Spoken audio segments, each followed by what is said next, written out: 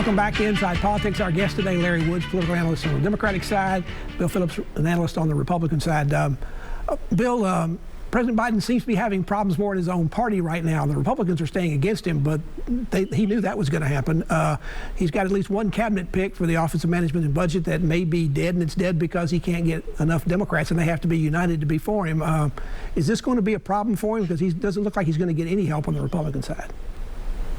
Well, you know, I recall President Bush appointed Senator Tower to be Secretary of Defense and ran into a problem immediately because of the Senate did not think that was a good choice at all. So it's not unusual for a president to run in to some problems with his own party on some of these nominees. It's similar to what we were talking about earlier. You've got people within a party that disagree, and so they have targeted this particular nominee.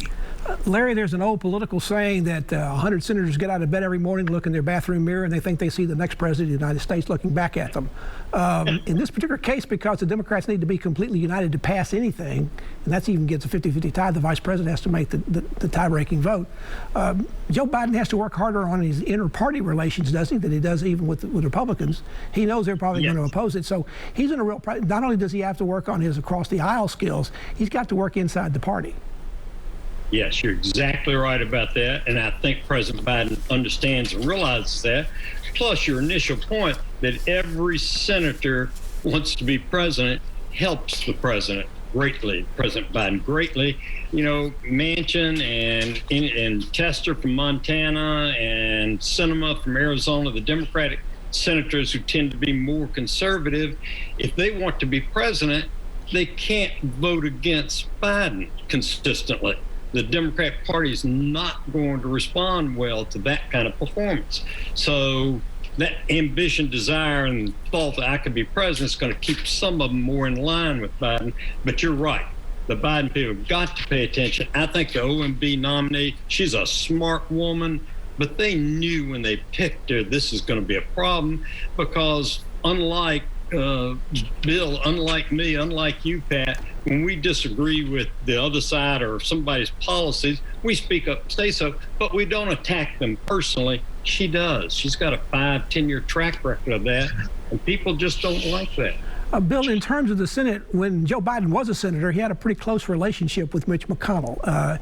Is that still operable? Can that still work? Or is the president just wasting his time trying to get Republican support through him? You know, the strength that the president has is he understands the system and has been a part of that system. And they do not agree on a whole lot of things, but they respect each other, I think. And I believe he and the minority leader can work together on many issues. Larry, what's going on with Mitch McConnell? He was one of he made some of the sharpest attacks on Mr. Trump after the what happened on the Capitol with the invasion and the takeover up there, but then he voted to acquit him during the impeachment effort. The senator also says he would now support President Trump if he's the GOP nominee in 2024.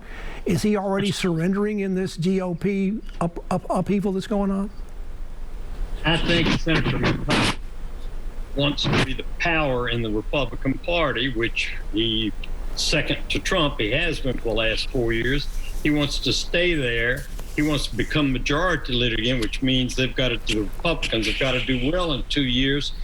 And if he's fighting with Trump in 2 years, they're not going to do well in the Senate elections. So I think McConnell's being realistic. I've got to make my peace with Trump in order to protect the Republicans in the Senate and hope to pick up more seats.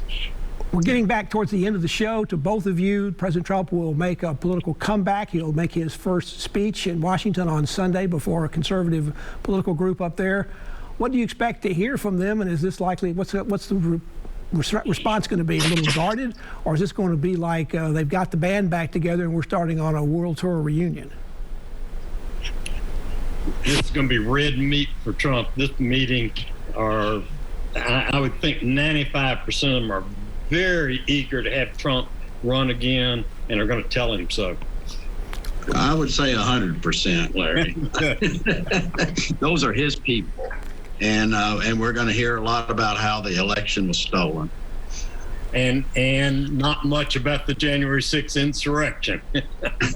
And Larry, the president has some issues to deal with because there's going to be some legal problems. The Supreme Court ruled this week that the investigators in New York could have his tax returns. And Bill, I suspect you don't expect that the things going to the grand jury are supposed to be secret. But I said, what do you think the over-under is for how quickly those will be leaked out? I predict there are going to be leaks, not rapidly because it's a grand jury, but it'll happen sooner or later. And I would think there are probably going to be some financial type charges made against Mr. Trump. But of course, we know what he's going to say about that every day. I'm a martyr. They're only coming after me because they don't like my politics, etc. So in that sense, Trump will play right along with that and will keep the litigation going 2 or 3 years, and who knows where they'll wind up. Bill Phillips and Larry Woods, thank you so much for being with us today. Always a pleasure to have you with us for your insights and wisdom about what's going on in politics. And I don't think the things we're talking about are going to go away anytime soon. Thanks. Thank you. That's Inside Politics for this week. Thank you so much for joining us. Hope you'll be back here again for a future show. If you can't get into politics in the meantime, go to the NewsChannel 5 website. You'll find my Capitol News commentary there. There's a new commentary posted every Friday afternoon. Enjoy the rest of your weekend, and we'll see you here next time. Goodbye.